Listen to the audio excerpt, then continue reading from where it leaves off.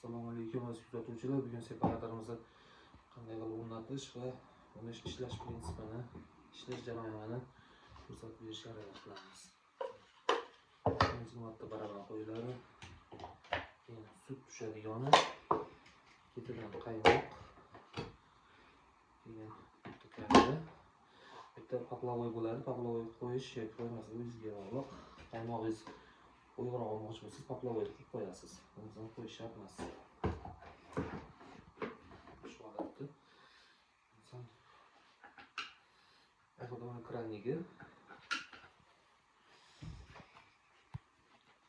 kraniga bitta открыто, закрыто degan joy bor. Har nimaga qo'yganingizdan keyin закрытоga qo'yib qo'yasiz. Shu ishlash prinsipi. Qaymoqni quyuq suyuqligini o'zlaring nazorat qilaverasizlar. Shu tepasida kraniga bo'ladi.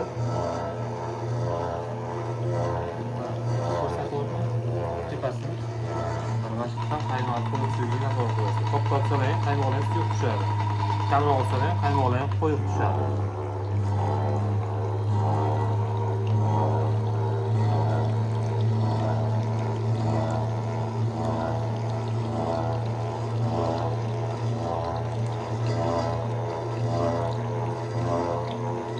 Albatta ishlatishdan oldin, birinchi sutdan oldin issiq suv chiqarib olasizlar. Shu esdan chiqmasin.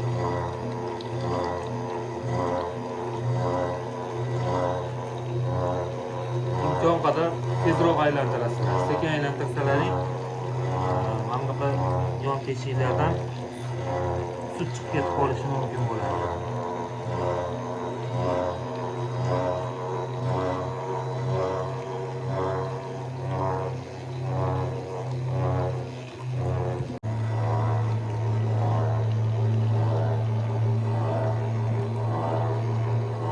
Qaymoqda ko'p ozligi albatta sutni yog'li yog'sizligiga ham bog'liq.